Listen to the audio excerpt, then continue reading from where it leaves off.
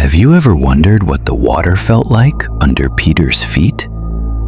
Most people focus on the sinking. They focus on the fear. But for a few glorious seconds, a mortal man rewrote the laws of physics. He didn't do it because he was a superhero. He did it because he dared to ask one question. Lord, if it is you, tell me to come. Welcome to Korimita. Today, we aren't just talking about a miracle. We are talking about why you are still sitting in the boat while your destiny is waiting on the waves. The disciples were in the middle of the Sea of Galilee. In the Greek text, it says the boat was basanizomenon, literally tormented by the waves.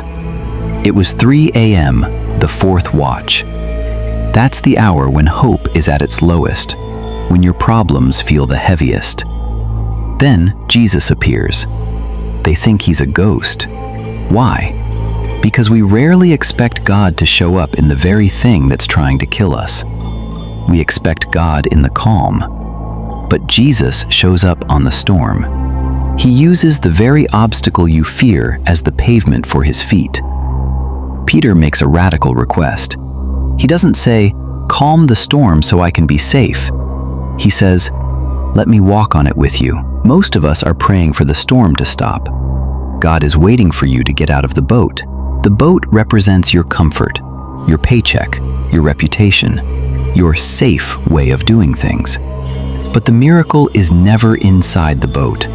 The miracle is always in the place where, if God doesn't show up, you fail. If you want to walk on water, you have to be willing to lose sight of the shore. Step 1. Step 2. He's doing it. Peter is walking. Then, the Bible says, but when he saw the wind was boisterous, he was afraid. Wait, the wind was already boisterous before he got out. What changed? His focus.